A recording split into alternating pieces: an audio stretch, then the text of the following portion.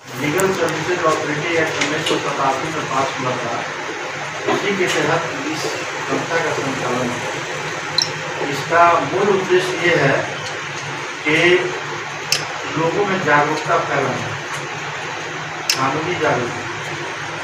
जैसे बहुत सारे हमारे देश में पढ़े लिखे लोग हैं और कुछ लोग अनपढ़ भी हैं। कम पढ़े लिखे लोगों की संख्या ज़्यादा है, हालांकि वो अनुपात धीरे धीरे घट रहा है। अब जो है एजुकेशन बढ़ रहा है तो जो ग्राफ कम है, लेकिन जो पढ़े लिखे लोग हैं वो भी अपने देश के कानून के बारे में नहीं जानते, क्योंकि हमारा जो देश का ये कानून है वो हमारे देश के संविधान की तरह बहुत लंबी है। इसका कारण क्या है? इसका कारण ये है कि जब देश आज़ाद हुआ तो फ्रीडम फाइटर्स थे, जो इंटेलेक्चुअल्स थे, उनका ये व्यू था कि एक ऐसा सुंदर जो है संविधान बनाया जाए जो दुनिया का सबसे सुंदर संविधान है। तो उन्होंने क्या किया कि धीरे धीरे दुनिया भर के जितने भी संविधान हैं सबसे बढ़िया चीज़ जो है दिल्ली, और उसको मिला करके एक खूबसूरत संविधान बनाया। ठीक है, तो भारत का संविधान एक मूल रूप से मिश्रण है विश्व के सभी संविधानों का, यहाँ से अच्छी अच्छी बातों को ला करके तो ये बड़ा विस्तृत है। ठीक है, इसके कई अध्याय हैं, इतना लंबा चौड़ा हम नहीं बताएंगे, आप लोग बोर हो जाइएगा, लेकिन उसका थीम बताते हैं। भारत जो है एक सोवरेन स्टेट है। सोवरेन का मतलब है कि खुद मुख्तार, अपने मालिक, किसी के अंडर में नहीं है, किसी के मातहत नहीं है। सोवरेन का मतलब ये है जो सर्वशक्तिमान है, जो किसी के अंडर में नहीं है। जो आदमी किसी के अंडर में चला जाता है वो फिर सोवरेन नहीं रहता है। जैसे ही कोई देश किसी दूसरे देश के कब्जे में जाएगा उसकी सोवरेनिटी सरेंडर हो जाएगी, सोवरेनिटी का कॉन्सेप्ट खत्म हो जाएगा, तो फिर सोवरेन हो जाएगा। तो भारत एक सोवरेन देश है। ठीक है, सोशलिस्ट देश है। सोशलिस्ट का मतलब होता है कि सामाजिक रूप से सभी लोग समान हैं, कोई किसी से बड़ा नहीं है ना।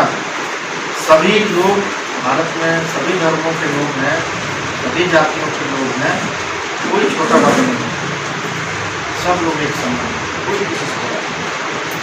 ये हमारा संविधान ऐसा कहता है। इसका सेकुलर स्टेट, भारत एक सेकुलर स्टेट, इसका संचालन जो है किसी धार्मिक सिद्धांत के आधार पर नहीं है। ठीक है, सभी धर्मों को एक समान मान्यता दी गई। और तीसरा है रिपब्लिक। रिपब्लिक का चौथा होता है रिपब्लिक स्टेट। रिपब्लिक का मतलब होता है कि एक सिंबॉलिक जो है हेड ऑफ द स्टेट होता है, जिसे राष्ट्रपति। देश के सबसे बड़े व्यक्ति वही है, हालांकि उनका शक्ति बहुत दूसरा कोई इस्तेमाल करता है। सबसे पावरफुल होता है कैबिनेट, जिसके मुखिया होता है प्रधानमंत्री। तो बेसिकली हमारा जो संविधान है वो एक मूल डॉक्यूमेंट है जो हमारे सारे गतिविधियों को कंट्रोल करता है। आपके मौलिक अधिकारों का जो भी वहाँ से गति हुई है, जो आपको एक सुरक्षा कवच के रूप में मिला, संविधान से मिला। जितने भी कानून बने हैं सब उससे कनेक्टेड है। बड़ी लंबी चौड़ी बात हो जाएगी, लेकिन मौलिक अधिकार जानना जरूरी है। मौलिक अधिकार कहता है 5 मौलिक अधिकार हैं, जिसमें जो सबसे इम्पोर्टेंट है हमारा पहला है राइट टू इक्वलिटी, जो अभी हम बता रहे थे। राइट टू इक्वलिटी का मतलब हुआ कि सभी लोग समान हैं। भारत के नागरिक जो है वो सब लोग एक बराबर, हर चीज़ में बराबर है ना। हर चीज़ का मतलब क्या हुआ? जैसे कहीं भी कोई अपॉर्चुनिटी आता है, नौकरी आती है, उसमें सबको समान रूप से अवसर दिया जाएगा, सभी लोग उसमें सम्मिलित होंगे। और जो आदमी उसका हकदार होगा उसको वो नौकरी मिलेगी। सरकार की जितनी स्कीम आएगी सब में जो है आपको बराबरी का हक दिया जाएगा, ठीक है। इसके अलावा आपको इक्वलिटी है घूमने फिरने में, बसने में, ज़मीन खरीदने में, अपने चॉइस का घर बनाने में, हर तरह का समानता है। आप किसी से कम नहीं है, कोई आपसे ऊपर नहीं है। इक्वलिटी का मतलब नहीं होता, ठीक है ना। इक्वल प्रोटेक्शन ऑफ लॉ, कानून के नज़र में सब जो है इक्वली प्रोटेक्टेड है, ठीक है। अब इसका कुछ एक्सेप्शन है तो फिर बात लंबी होती जाएगी। जैसे मान लीजिए कि जो इस समाज में हम लोगों से पीछे चल रहे हैं उनको मेन स्ट्रीम में लाने के लिए उनको कुछ रिजर्वेशन दिया है ना, उनको प्रिविलेज दिया है, तो वो जो है उसका एक्सेप्शन है, ठीक है। जैसे विकलांग, ठीक है, जो बच्चे विकलांग हो गए उनको नौकरी में रिजर्वेशन दिया जाए, वो उसका एक्सेप्शन है। जैसे अनुसूचित जाति जनजाति है, जो समाज के पिछड़े हुए लोग हैं उनको मेन स्ट्रीम में लाना है, उनके लिए रिजर्वेशन का प्रावधान दिया गया है, तो ये उसका एक एक्सेप्शन है। एक उसी तरीके से दूसरा है राइट टू फ्रीडम, ठीक है ना। फ्रीडम कई तरह का है, आप आज़ाद हैं, भारत देश का नागरिक आज़ाद है, कहीं भी घूम सकता है, कुछ भी बोल सकता है ना। जीने का अधिकार है, बोलने का अधिकार है, तमाम अधिकार है, ठीक है। अब ये अधिकार है लेकिन विद सर्टेन रेस्ट्रिक्शन। अगर आपके बोलने से किसी दूसरे आदमी का उसके अधिकार का हनन होता है, यहाँ पे आपको रोक लेंगे। जैसे मान लीजिए कि आप कोई ऐसी बात बोलते हैं जिससे उपद्रव हो जाता है, पब्लिक ट्रैंक्विलिटी बिगड़ जाती है, शांति हो जाती है, वहाँ पे आपको नहीं बोलना चाहिए। आपके जाने से कहीं की विधि व्यवस्था बिगड़ती है तो वहाँ पे आपको रोक लगेगी, नहीं जाने की जरूरत। तो मूल रूप से समानता का अधिकार, आज़ादी है देश में, और तीसरा है धार्मिक आज़ादी है। हर आदमी अपनी इच्छा अनुसार जिस धर्म को, जिस आस्था को मानना चाहे मान सकता है, उसमें कानूनन किसी को कोई रोक नहीं है ना। तो हर आदमी आज़ाद है, लेकिन उसमें भी रेस्ट्रिक्शन है कि अगर आपका कोई धार्मिक गतिविधि दूसरे धार्मिक, है ना, आस्था में हस्तक्षेप करता है, अशांति फैलाता है, तो वहाँ पर विरक्ति होता है, ठीक है। ये सारी चीज़ें आप लोग देखते होंगे होता है ना। एक पार्टी जुलूस लेकर जा रही है तो उसको प्रशासन रोकता है कि मत जाइएगा, इधर जाइएगा तो अशांति हो जाएगी। तो ये सब कानून के तहत होता है। चौथा है कि आपको अधिकार है ये कि जितने भी कल्चरल राइट्स हैं, है ना, मॉन्यूमेंट्स हैं, इन सब चीज़ को जो है आप सुरक्षित ये आपका अपने कल्चर को जिंदा रखना, ये आपका मौलिक अधिकार है। जैसे कोई आदमी जो है उसका संस्कृति है कि वो जो है किसी पक्षी का पूजा करता है ना, कोई ऐसा स्टैचू है उसी को मानता है, तो ये उसका कल्चरल हेरिटेज है, ये उसका फंडामेंटल राइट है, उसमें हम उसको करेंगे, ठीक है। लैंग्वेज है, भाषा है, क्षेत्रीय स्तर पर जाइएगा तो बहुत सारी भाषाएं मिलेगी पूरे देश में, वो सब भी संविधान से प्रोटेक्टेड है, उसका फंडामेंटल राइट है। जो भी व्यक्ति जिस भाषा को, जिस कल्चर को, जिस संस्कृति को अपनाता है, जीना चाहता है, रखना चाहता है, पूरी आज़ादी है। मतलब भारत के नागरिक को मौलिक अधिकार के रूप में एक पांचवा महत्वपूर्ण अधिकार दिया गया है कि आपके किसी भी मौलिक अधिकारों में कोई भी आदमी व्यवधान डालता है तो आप सीधे सुप्रीम कोर्ट में जाकर डायरेक्ट सुप्रीम कोर्ट इंटरफेयर कर सकता है। इस तरह का मतलब प्रावधान दिया गया। बाकी किसी मामले में कोई भी आदमी कोई मामला लेकर डायरेक्ट सुप्रीम कोर्ट नहीं जा सकता है, लेकिन आपके मौलिक अधिकार के हस्तक्षेप हनन पे आप डायरेक्ट रेमेडी आपको मिला है। ये हो, इसके साथ बहुत सारे आप लोगों को कर्तव्य दिए गए हैं संविधान में, नागरिकों को क्या क्या कर्तव्य बहुत लंबा चौड़ा है, 51 में है। ठीक है, राष्ट्रीय संपत्ति को नुकसान नहीं पहुँचाना, राष्ट्रीय ध्वज को सम्मान करना, है ना, बहुत सारा विषय आप लोग देखिएगा। ये आज जो हम लोग जमा हुए हैं इसका मूल रूप से बता दें, जो लिखा है भारत अमृत महोत्सव, है ना, कि क्या है। भारत देश जो है हमारा 75 साल आज़ादी का पूरा करने जा रहा है। आप लोगों में से किसी को पता नहीं होगा शायद, है ना, अगले साल हम 75वां साल मनाएंगे। तो भारत सरकार ने जो है इसको अमृत महोत्सव के रूप में मनाने का निर्णय लिया, और उसी से प्रभावित होकर के जो विधि विभाग केंद्र सरकार की है, उन्होंने जो है जनता को ये प्रोग्राम चलाने के लिए कहा, जो कि हम लोग अभी लेकर के घूम रहे हैं आगे से, आज़ादी का अमृत महोत्सव 2 अक्टूबर से लेकर 14 नवंबर। उसमें उनका संकल्प है कि हम गांव-गांव तक जाएंगे, एक एक आदमी को उनके अधिकारों के बारे में बताएंगे, और जो लोग अपने अधिकारों से वंचित हैं उनको हम लोग जागरूक करेंगे, उनका हक दिलवाएंगे। तो आप लोगों में से भी कोई आदमी अगर कहीं अपने आप को वंचित महसूस कर रहा है, आप लोगों का कोई हक नहीं मिल रहा है, तो उसको हम लोग जो है दिलवाएंगे।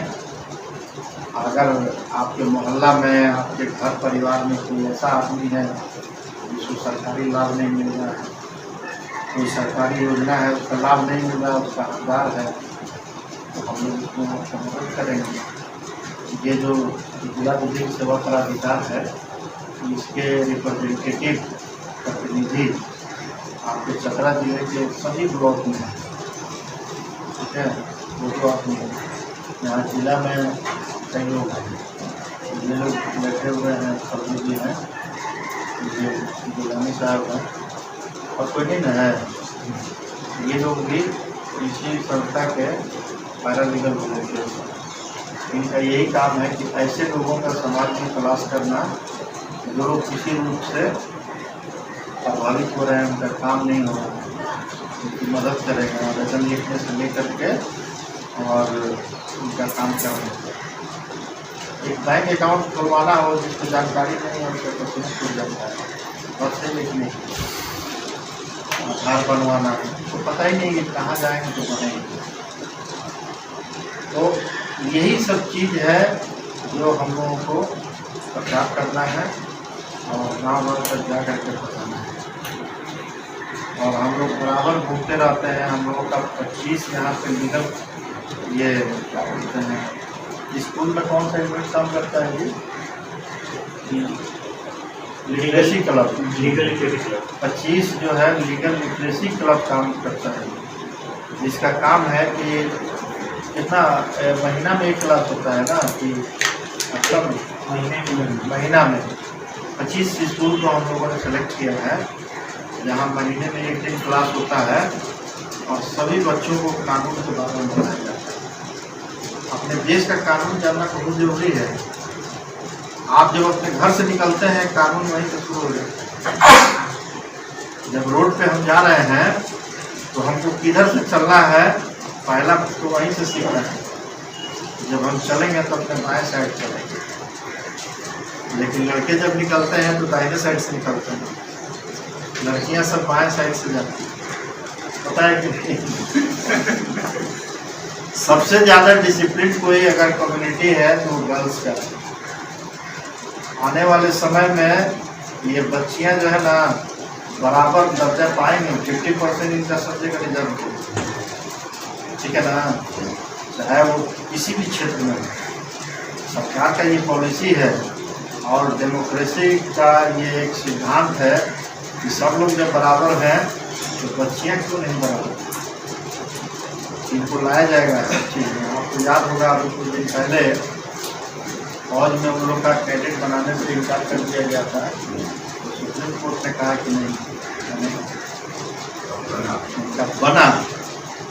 देखिए, एक और साउथ इंडिया में एक मंदिर का कोई विवाद हुआ था कि औरतों को नहीं जाने दिया जाएगा, उसमें भी सुप्रीम कोर्ट फैसला दिया कि नहीं जाएंगे। याद है ना सब, ये सब अभी की घटना है। तो ये बच्चियां जो है आप लोगों को डिसिप्लिन सिखाएंगे कि आप दाहिने से नहीं चलिए, बाएं से चलिए, क्योंकि इनके हाथ में होगा डंडा। ठीक है, पढ़ाई लिखाई में तो आप लोग पिछड़ ही रहे हैं, तो सब चीज़ आप लोगों को एकदम सामना करना पड़ेगा।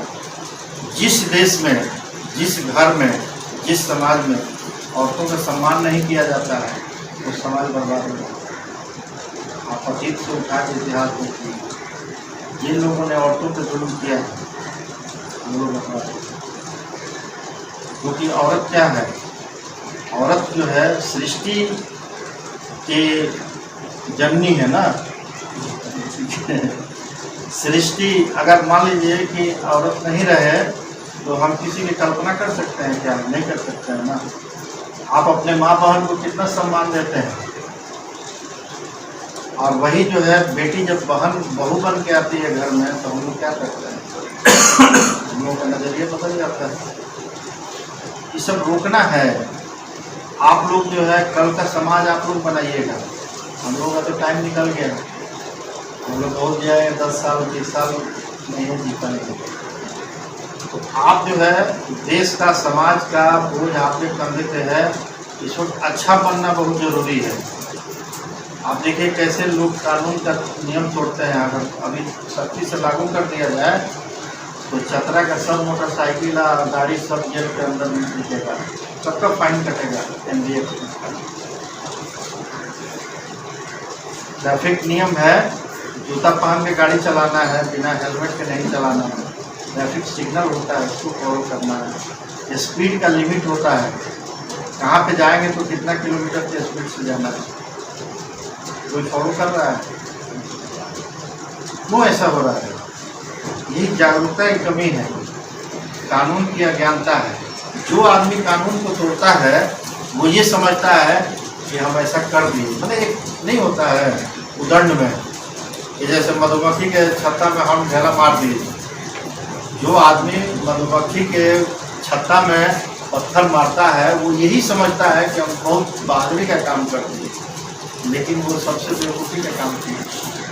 ठीक उसी तरीके से जो लोग कानून तोड़ते हैं सड़कों पे, वो गलत करते हैं। क्योंकि हो सकता है कि कल उसी के घर का कोई आदमी बहुत सीरियस बीमार हो और उसको वो बैठा के ले जा रहा हो हॉस्पिटल, और इसी तरह का दूसरा कोई जाम लगा के बैठा, देखिए क्या दिखेगा उसे। आप जब गलत ड्राइविंग करते हैं, ट्रैफिक जाम करते हैं, तो कितने लोगों को आप खतरे में डालते हैं। कोई किसी के लिए मेडिसिन लेके जा रहा है ना, कोई किसी को इलाज कराने के लिए जा रहा है, और आप पूरा सिस्टम रोक दीजिए। तेल जल रहा है गाड़ियों का, जो कितना कीमती हो गया है, उसके साथ देखिए क्या होता है, वायु प्रदूषण हो रहा है। जब एक जगह गाड़ी खड़ी हो जाती है ना, घुड़ घुड़ होता है, वहाँ जितना साइलेंसर का गंदगी होता है सब वहीं झाड़ा जाता है उतना देर में। आप लोग इसको फील कीजिए। तो सिविक सेंस जो है अपने आप में डेवलप करना बहुत ज़रूरी है। एक अच्छा इंसान बनना बहुत ज़रूरी है। पढ़ने से कुछ नहीं होगा। एक दौर आया था कि सब गार्जियन सपना देखता था मेरा बेटा इंजीनियर बनेगा, डॉक्टर बनेगा, IAS बनेगा, IPS बनेगा, यही सबके दिमाग में नाचता रहता है। आज वो बहुत आज भी है। आज बच्चे जाते हैं अपने घर में तो माँ बाप क्या बोलते हैं, तुम्हारा नंबर क्या है, इतना कम आया, तुमको किस चीज़ का हम कमी कर रहे हैं, तुम टॉप क्यों नहीं किया? अरे भाई तो टॉप एक ही को न करेगा, वो 70 को बच्चा पढ़ रहा है तो टॉप तो एक ही करेगा।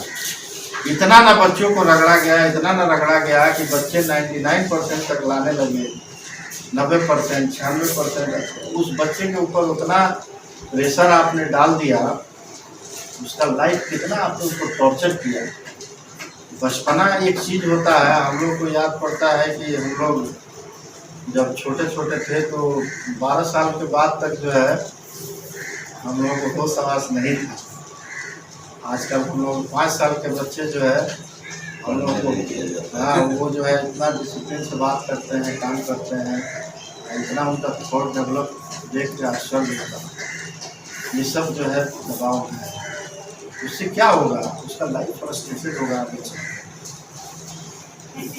क्या आपके हर चीज़ का एक कैपेसिटी है, ब्रेन का, बॉडी का, हर चीज़ का एक कैपेसिटी है। उससे ज़्यादा अगर आप उस पर लोड डालिएगा तो उस पर स्ट्रेस पड़ेगा। स्ट्रेस का इम्पैक्ट क्या होता है, ये कभी कभी आदमी जो है दिमागी बीमारी का शिकार हो जाता है। कई बार ऐसा होता है बच्चे सुसाइड कर लेते हैं। सबके अंदर अलग अलग कैलिबर है, कोई जरूरी नहीं है इसमें तो पढ़ने वाला हर आदमी IAS ऑफिसर ही बनेगा।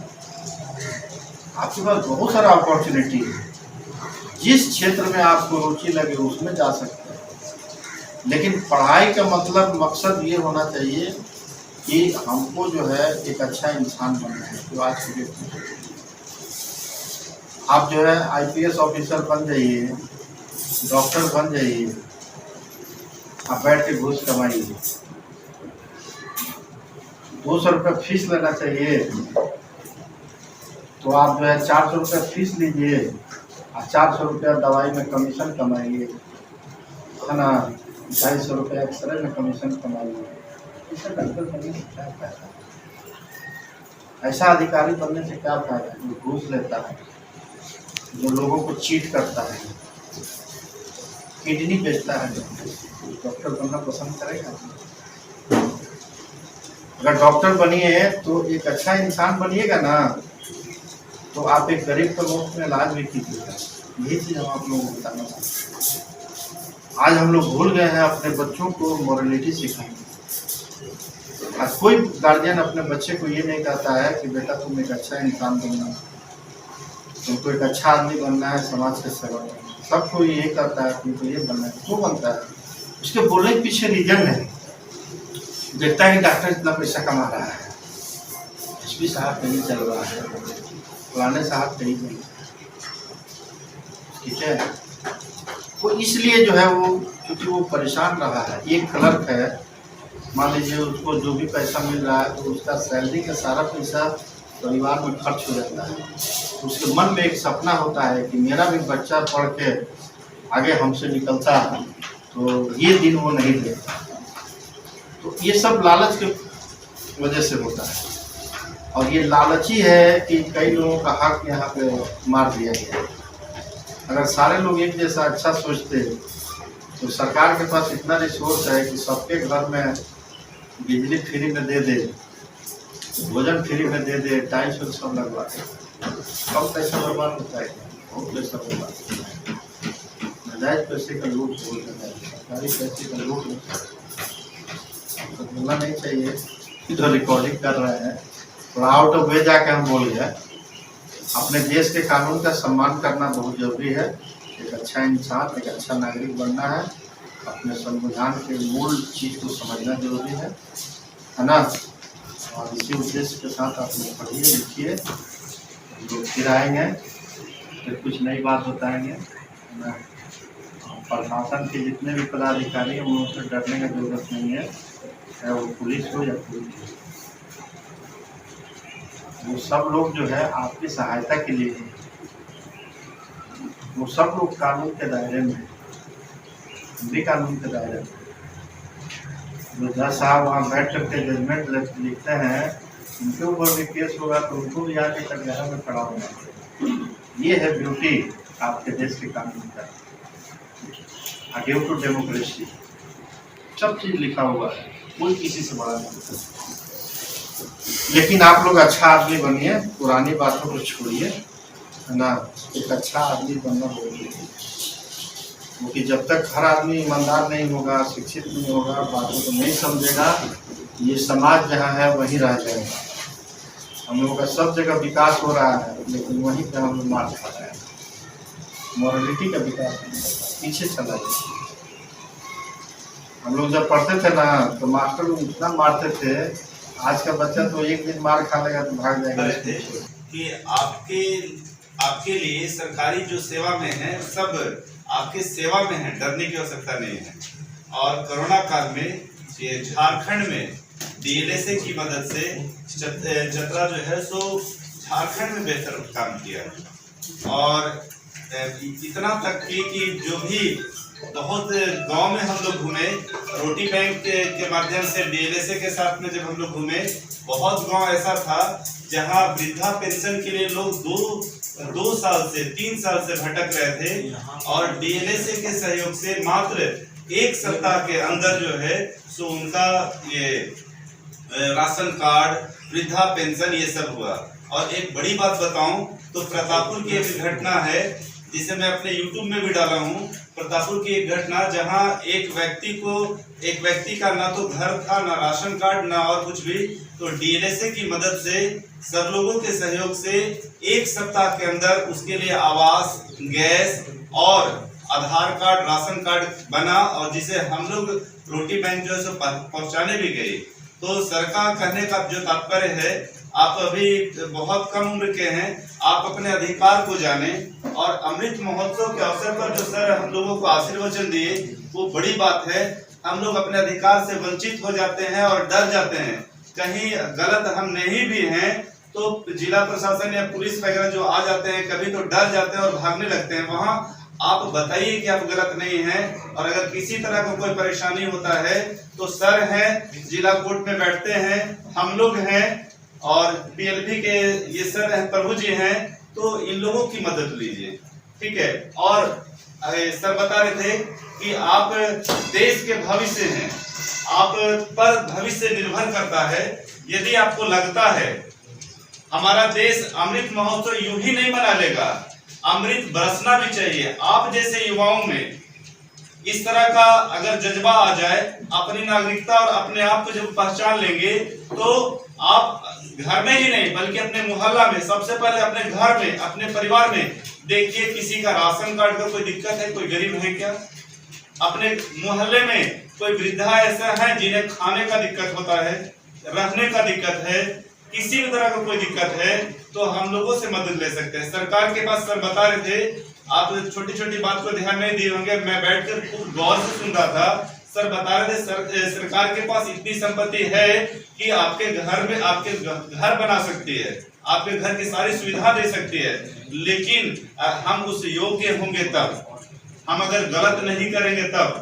अगर हमारे पास संपत्ति है और हम अच्छे से कमा रहे हैं, एक और टैक्स दे रहे हैं और एक और राशन कार्ड का लाभ उठा रहे हैं, तो वो भी गलत है। गरीब का अधिकार मारना होता है। तो हम लोग अपने आप को पहचाने। 1-2 बच्चे बैठे हैं जिनको 1 घंटा पहले सूचना मिला, तो 1-2 बच्चे को प्रॉब्लम भी है और सर से मिलना भी चाहेंगे ऑफिस में, तो हम चाहेंगे कि वो 2 बच्चा जो है जिनको प्रॉब्लम है सर को बताएंगे और मिल लेंगे। और मैं सर को धन्यवाद देता हूं कि इस तरह का कार्यक्रम जो है सो नए युवाओं के साथ अगर किया जाए तो सच में ये अधिकार जान जाएंगे, तो इनको बहुत लाभ मिलेगा।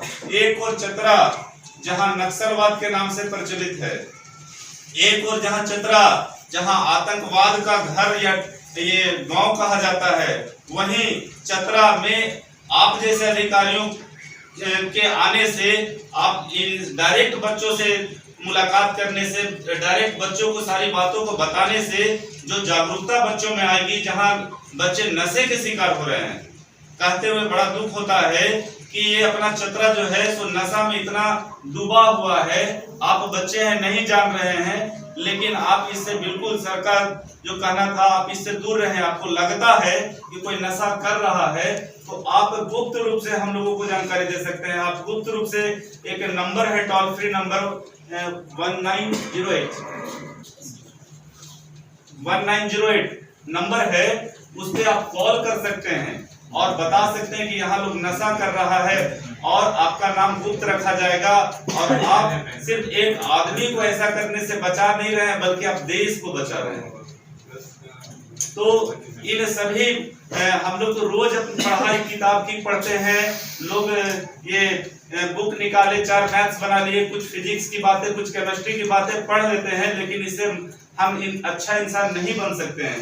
और सच में अगर हम अच्छा इंसान बन ले और अपने कर्तव्यों का पालन करें, अपने अधिकार के लिए लड़ना चालू कर दे, तो सच में हमारा देश जो है सो अमृत महोत्सव मनाने के लिए तैयार हो जाएगा। और सरकार और केंद्र सरकार की जो नीति है हर लोगों को हर एक एक व्यक्ति को गांव-गांव तक जाकर उसके अधिकारों को के बारे में बताना बखूबी मैं सर को बहुत बहुत धन्यवाद देता हूं। सर के साथ आए दोनों एक पीएलबी है, एक बड़ा बाबू है, इनको धन्यवाद देता हूं जिन्होंने हमारे इस इंस्टीट्यूशन को चुना और आपको इस तरह की जानकारी के लिए जो है सो आए और बताए, इतना अपना बहुमूल्य समय दिए। मैं सर को धन्यवाद देता हूं। Thank you. और सर का नाम मोहम्मद उमर है और इन्होंने जो कुछ भी बताया मैं चाहूंगा कि आप अपने साध्य करें और इस पर थोड़ा विचार करें। क्या हम भी अपने देश के उन्नति में भाग ले सकते हैं? हम ऐसा सोचते हैं कि हम बच्चा हैं, हमारा उम्र कम है, हम कुछ नहीं कर सकते हैं, लेकिन जहां एक और गांव से ही नशा का व्यापार हो रहा है, गांव में ही अवैध खेती हो रहा है अफीम वगैरह का, आप उसका सूचना देकर भी आप अपने देश की रक्षा कर सकते हैं, आप बचा सकते हैं। तो इतना ही कहकर मैं सर को पुनः धन्यवाद देते हुए अपनी वाणी को विराम करता हूँ।